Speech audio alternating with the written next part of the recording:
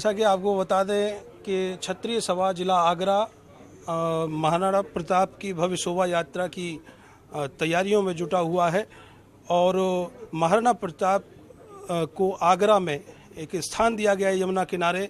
वैसे तो उनका देश भर में स्थान है, प्रत्येक दिलों में स्थान है, लेकिन उनकी एक प्रतिमा का अनावरण होना है जो नगर निगम आगरा की तरफ से लगाई गई है। मेरे साथ में शरद चौहान साहब मौजूद हैं। क्या कुछ कहना चाहेंगे शरद जी, किस तरह की जानकारी है उस प्रतिमा की? उस प्रतिमा के संबंध में क्षत्रिय महासभा ने आगरा नगर निगम से निवेदन किया था कि आगरा में महाराणा प्रताप जी की प्रतिमा नहीं है, इसे लगवाया जाए। तो हम दो पार्षद, मैं शरद चौहान और विवेक तोमर पार्षद हैं खंडारी से, हम दोनों ने वो कार्यकारिणी में प्रस्ताव लगाया जिसको महापौर जी ने समर्थन करते हुए आगरा नगर निगम के सदन से उसको मंजूर करा के शासन को भेजा गया। शासन ने आगरा नगर निगम के प्रस्ताव को मंजूरी दे दी और वो भव्य प्रतिमा के लिए मंजूरी मिली। उसके बाद करीब 30 लाख रुपए की लागत से प्रतिमा तैयार हुई है और 18 फुट ऊंची वो प्रतिमा है जो यमुना किनारा रोड पर अंबेडकर सर्किल है वहाँ पर स्थापित हो गई है। अभी क्षत्रिय महासभा का और आगरा के महापौर नवीन जैन जी का प्रयास था कि 9 मई को ऐतिहासिक दिन है, महाराणा प्रताप जी की जयंती है, उसी दिन ये प्रतिमा का अनावरण हो जाए। लेकिन मुख्यमंत्री योगी आदित्यनाथ जी की व्यस्तता के कारण समय नहीं मिल पाया। उन्होंने क्षत्रिय महासभा आगरा से और महापौर जी से निवेदन किया है कि जब भी आगरा में उनका प्रोग्राम लगेगा उसमें पहले राउंड में ही उस प्रतिमा का भी अनावरण कराएंगे। उनके संघर्ष को याद करते हुए आज अगर कोई पढ़ता है उनके संघर्ष को तो कहीं ना कहीं एक उत्साह बढ़ता है। किस तरह का इतिहास उनका मानते हैं जिससे कि प्रेरणा? बिल्कुल प्रेरणा हम तो कहते हैं कि जो नई पीढ़ी है उनको जरूर महाराणा प्रताप जी का जीवन कितना कठिन और कितने संघर्ष से उन्होंने किया, नई पीढ़ी के लिए बहुत आवश्यक है। क्योंकि हमारे साथ हमने एक सुझाव और रखा कि आगरा नगर निगम में भी जो महापुरुषों की चित्र लगे हुए हैं उसमें महाराणा प्रताप जी का भी जोड़ा जाए। नए पार्षद आए और नई पीढ़ी आए, उनके विषय में जानकारी ले, कितना शानदार उनका जीवन था, उससे शिक्षा देने वाला। बिल्कुल संघर्षमय जीवन था, उससे सीख मिलती है। कभी समझौता महाराणा प्रताप ने नहीं किया, किताबें बताती हैं, इतिहास बताता है। तो क्या कुछ कहना चाहेंगे आप? आज शोभा यात्रा की भी तैयारी हो रही है, लोग याद करते हैं उनको, उनके संघर्ष को, उनके कार्यों को, क्या कुछ? महाराणा प्रताप की जयंती का आयोजन 9 मई को आगरा की क्षत्रिय सभा ने रखा है। महाराणा प्रताप ने इस देश के लिए अपने पूरे परिवार को बलिदान किया था। क्षत्रिय कुलभूषण उनको इसलिए कहा जाता है कि अकबर ने अपनी बहुत बड़ी बड़ी विशाल सेनाओं को लेकर उनसे युद्ध किया था। उनके पास मात्र 3000 सैनिक थे और अकबर के पास लाखों की संख्या में सैनिक थे, लेकिन महाराणा प्रताप ने पूरे जीवन में कभी हार नहीं मानी। उन्होंने सर्व जाति के लोगों को अपनी सेना में भर्ती किया और भामाशाह जैसे लोगों ने आर्थिक मदद की, जिसके बलबूते उन्होंने हर बार युद्ध में अकबर को हराया। अकबर जब जब युद्ध करता था तब तक अकबर हराया, जब तक अकबर जीवित रहा महाराणा प्रताप उसको हराते ही रहे। कभी भी अकबर जो है महाराणा प्रताप पे विजय नहीं हो पाया।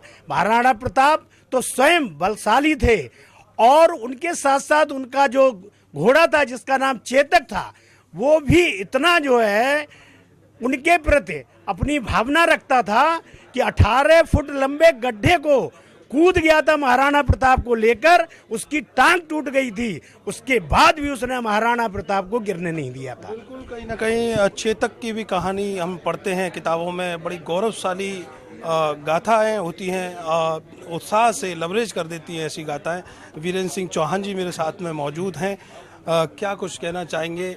ऐतिहासिक पल होने जा रहा है 9 तारीख को। ऐतिहासिक पल और महाराणा प्रताप जयंती के बारे में काफ़ी क्षत्रिय समाज के लोगों ने बताया। अभी चेतक की बात आई तो मेरे शरीर में फुरफुरी आ गई। लिखा था कि राणा की पुतली फ्री नहीं, लेकर सवार उड़ जाता था, राणा प्रताप के घोड़े से पड़ गया हवा का पाला था। जो चेतक और महाराणा दोनों का एक ऐसा संगम था, राणा की वीरता का नाम आता है तो चेतक को भी छोड़ नहीं सकते हम कभी, क्योंकि सवार कोई आदमी सवार ही प्रमुख होता है उसमें जो है। अभी बतौर पूर्व वक्ता बता रहे थे कि अकबर की सेना 1 लाख और राणा की सेना में मात्र 10,000 सैनिक। और वो 10,000 कौन थे? अकबर की सेना में जो राणा से लड़ रहे थे तो वो राजपूत थे वो, और महाराणा की सेना में जो थे वो सब जाति के, उसमें उनकी सेना में सब जाति के लोग थे। इसीलिए मैं हमेशा कहता हूं कि क्षत्रिय न कभी जातवादी था न कभी रहेगा। क्षत्रिय की सबसे बड़ी विशेषता यह है, अगर राष्ट्र की चिंता और राष्ट्रवाद की कोई चिंता की है किसी ने इस देश के अंदर, क्षत्रिय समाज ने की, क्षत्रिय महापुरुषों ने की है। इस लोग कुछ भी कहते रहें, क्षत्रियों के इतिहास के बारे में लोग कुछ भी कहते रहें, शादियों में गाने गाए जाएं तो कुछ भी लोग गाते रहें, लेकिन क्षत्रियों पर टिप्पणी तो कर सकते हो, लेकिन इस इतिहास को अगर पढ़ लोगे तो कोई माई का लाल इस देश के अंदर, पूरे विश्व के अंदर क्षत्रिय समाज के अंदर कोई टिप्पणी करने का साहस नहीं कर सकता। तमाम ये तो राणा की, चाहे राणा हो, चाहे पृथ्वीराज चौहान हो, छत्रपति शिवाजी हो, कोई भी हो, ये सब राणा की वीरता का वो है सब जो है।